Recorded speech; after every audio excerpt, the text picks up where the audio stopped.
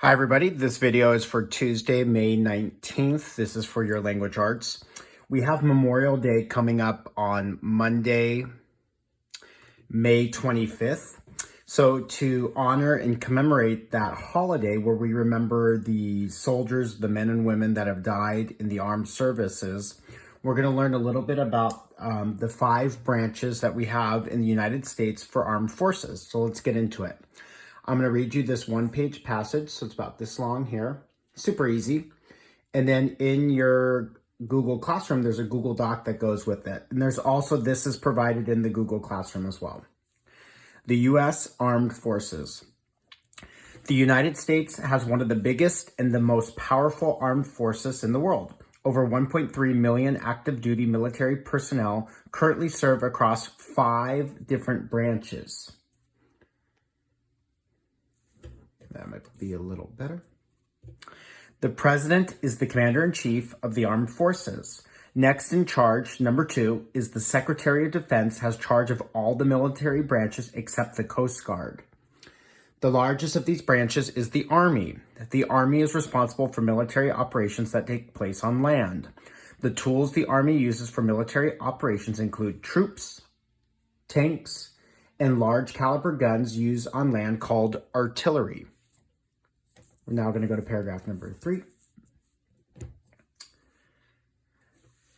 The Navy is responsible for military operations in the oceans and the seas. The Navy uses many ships like destroyers, aircraft carriers, and submarines.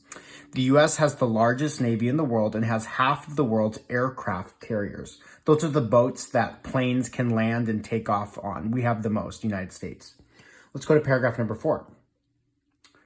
The Air Force is responsible for military operations in the air. They use aircraft like fighter planes and bombers, and they are responsible for U.S. military satellites in space. Until 1947, the Air Force was part of the Army.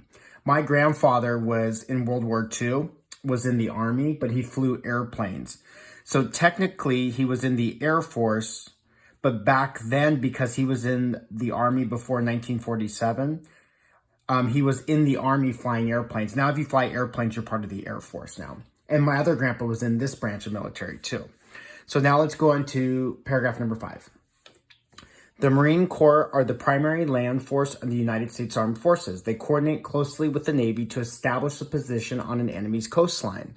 The first soldiers to begin combat are usually Marines. This is a Google Doc question.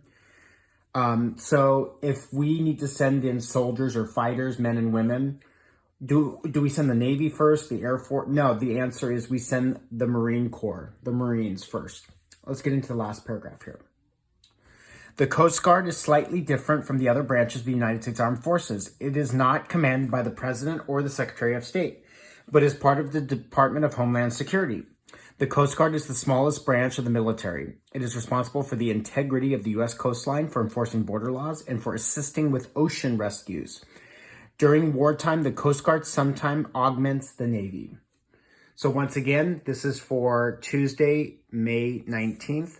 And also, if you have somebody in your family that is serving in the military or has served, please tell them thank you for their service. These men and women, and remember, there's even dogs that are in the military that to sniff out bombs and stuff.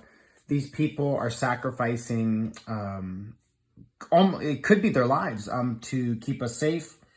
And I appreciate you and thank you so much. So hopefully this video helped, and we'll see you next time.